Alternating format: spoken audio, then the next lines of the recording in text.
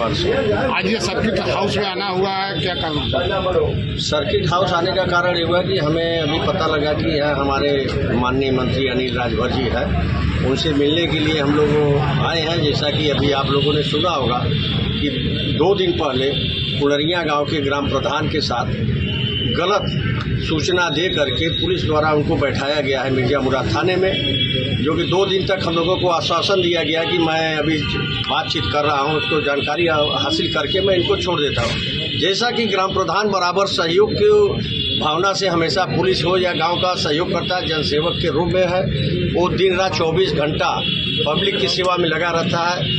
उसी प्रकार से वहाँ पे जनसा थाना द्वारा ये बताया गया कि आपके गांव के फला आदमी द्वारा ऐसी सूचना मिली है, उसके बेटे को मैंने जनसा थाने में बैठाया हूँ और पीड़ित परिवार जो था वो आ करके प्रधान जी के पास रो रहा था। प्रधान जी ने जनसा एसओ मिर्जा मुराद एसओ से संपर्क किया मोहित जी ने, और उनसे कहा कि अभी अभी ऐसी ऐसी सूचना मिली है, क्या ऐसी बातें हैं? तो उन्होंने बताया हाँ, उसके लड़के को मैं ले आया हूँ, मैं किसी प्रकार से उनके पिताजी को खोज रहा हूँ, यदि वो मिल जाते हैं तो कुछ जानकारी उनसे लेनी है, फिर मैं छोड़ दूंगा। प्रधान जी ने तुरंत उसके पत्नी को बुलाए और कहे कि आप अपने पति को बुलाइए, अब बुलाने के बाद मैं उनसे जानकारी लेके छोड़ दूंगा।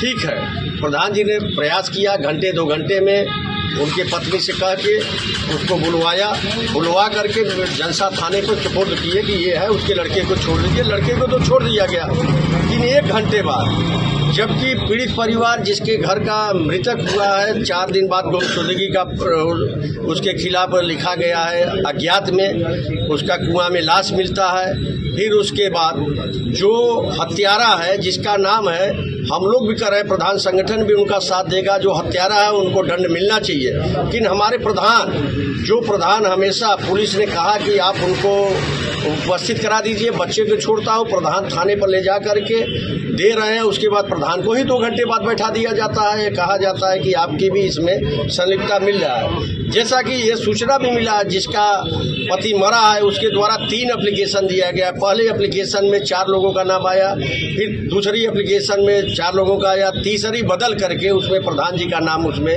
कुंडरिया प्रधान का नाम दिया गया। इसका हम लोग घोर निंदा करते हैं। प्रधान कोई हत्यारा नहीं होता है, प्रधान के पास हर प्रकार के लोग आएंगे। कोई हम नहीं चाह रहे ना कि इनके माथे पर लिखा हुआ है ये डकैत है, चोर है, छिनार है, बदमाश है या हत्यारे हैं। आज आपने मुलाकात किया है, क्या कहें? आज हम लोग यहाँ आए हैं तो ये हुआ कि मंत्री जी आए थे, थोड़ी देर पहले जा चुके हैं। अब हम लोग चल रहे हैं, पुलिस कमिश्नर से मिलेंगे, उसके बाद मैं अपने ग्रामीण पुलिस कमिश्नर से मिलेंगे। अगर यहाँ से हमें न्याय नहीं मिलता है तो हम लोग 1-2 दिवसीय धरना करेंगे।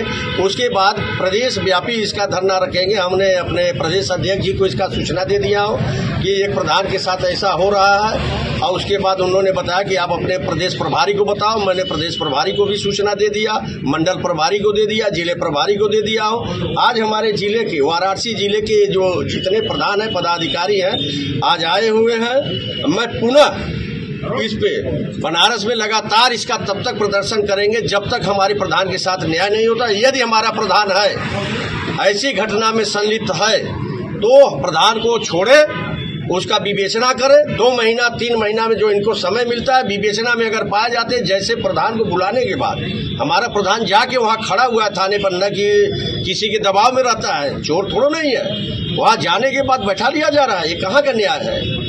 प्रधान यही गलती किया है कि आपके कहने से बुला दिया उसको।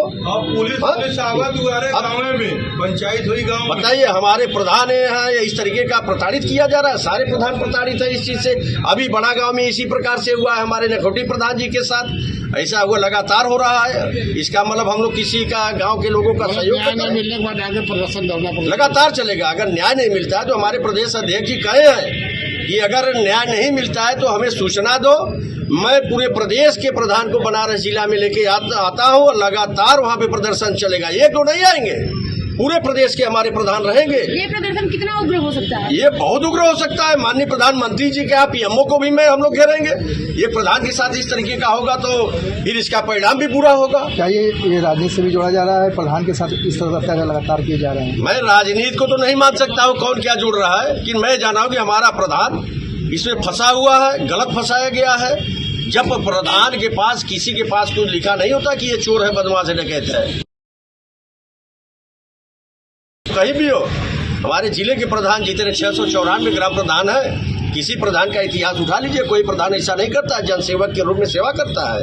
ये आप जहाँ भी देख लीजिए। इतना मैं बता रहा हूँ, अभी सीपी साहब से मिलूंगा, अगर हमारे प्रधान के साथ कुछ भी कार्रवाई होता है तो अनिश्चित काल